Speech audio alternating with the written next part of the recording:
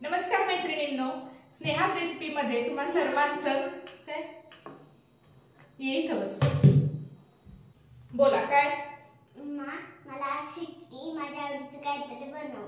तुझ्या आवडीचं काहीतरी बनवते की काय बनवू? शेंगदाणा चिक्की. शेंगदाणा चिक्की. तर रेयांशला सुट्टी आहे, संडे हो की नाही? मग रेयांशची फरमाईश आहे की शेंगदाणा चिक्की बनव. तर चला आपण शेंगदाणा चिक्की बनवायला घेऊयात. तर खरं तर मला एक वेगळं शूट करायचं होतं आणि त्यासाठी मी इथं तयारी केली होती, पण रेयांशला शेंगदाणा चिक्की खायची.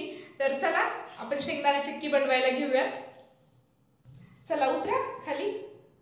माझी चिक्की झालं बोलो, मी खेळतो. बरं ठीक आहे.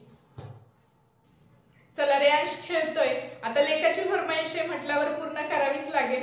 तर चला शेंगदाणा चिक्की बनवायला घेऊयात आणि शेंगदाणा चिक्की झाली की आपण त्याला बोलावूयात.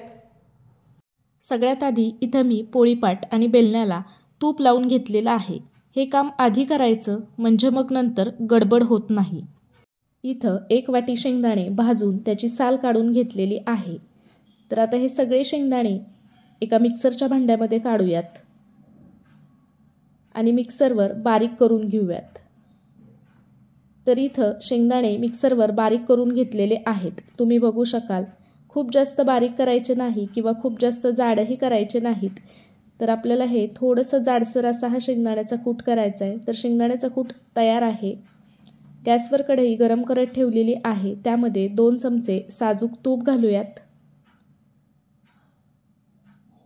हे तूप वितळलं की यामध्ये 1 वाटी बारीक चिरलेला गूळ घालूयात. चिक्कीचा गूळ वापरू नये. आता मंद आचेवर हा गूळ वितळेपर्यंत सतत हलवत राहायचं. गूळ आपल्याला पूर्ण वितळवून घ्यायचा आहे. इथं आपण जे साहित्य वापरतोय त्या सगळ्या साहित्याची लिस्ट डिस्क्रिप्शन बॉक्समध्ये दिलेली आहे.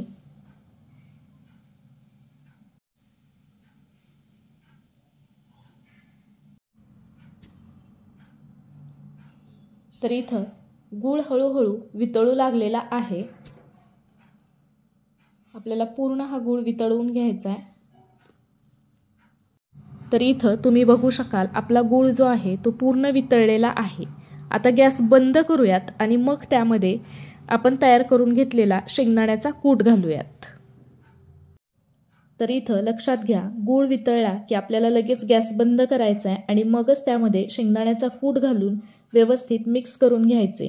गूळ वितळल्यानंतर एकदा गॅस बंद केला की पुन्हा गॅस चालू करायचा नाही. फक्त आपल्याला वितळलेल्या गुळामध्ये शेंगदाण्याचा कूट घालून व्यवस्थित मिक्स करून घ्यायचे. हे सगळं व्यवस्थित मिक्स करून घेतलं की आपण तूप लावलेल्या पोळीपाटावर हे मिश्रण काढून घेऊयात.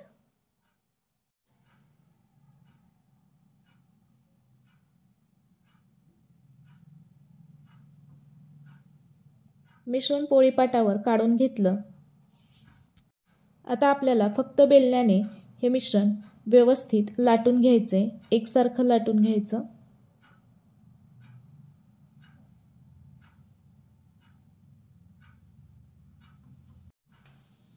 हे एकसारखं असं व्यवस्थित लाटून घ्यायचं.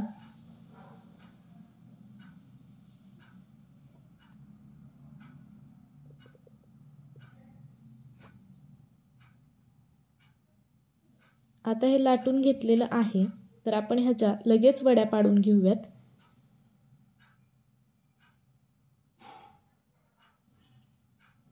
लाटून घेतलं की लगेच सुरीला तूप लावून ह्याच्या वड्या पाडून घ्यायच्या. हव्या त्या साईजमध्ये तुम्ही वड्या कट करू शकता.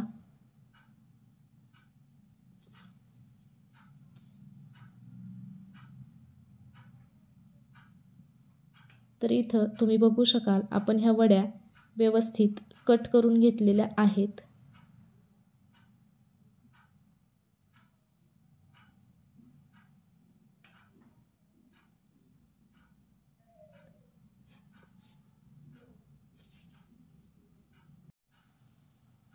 तर एकदम मस्त अशी शेंगदाणा चिक्की आपली तयार झालेली आहे. वड्या कट करून घेतल्या की लगेच काढून घेऊयात. तुम्ही बघू शकाल एकदम मस्त अशी आपली शेंगदाणा चिक्की बनवून इथं तयार आहे. तर इथं मस्त अशी शेंगदाणा चिक्की बनवून तयार झालेली आहे. तर रेयांश चिक्की कशी झाली आहे? Super tasty. आवडली तुला?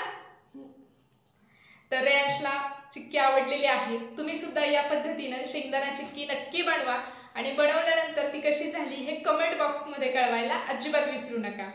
आणि आय होप आजचा व्हिडिओ तुम्हाला आवडला असेल. आणि जर तुम्हाला आजचा व्हिडिओ आवडला असेल तर व्हिडिओला नेहमीप्रमाणे लाईक करा, शेअर करा, कमेंट करा आणि स्नेहाज रेसिपीला सबस्क्राईब करा. आणि सबस्क्राईब केल्यानंतर शेजारील बेल आयकॉन प्रेस करा, म्हणजे जेव्हा मी नवीन व्हिडिओ अपलोड करेल तर त्याचं नोटिफिकेशन सगळ्यात आधी तुम्हाला मिळेल आणि तुम्ही कुठलाच व्हिडिओ मिस नाही करणार. चला तर मग लवकरच भेटूयात अशाच एका नवीन व्हिडिओमध्ये आणि अशाच एका छानशा रेसिपी सोबत. तोपर्यंत नमस्कार.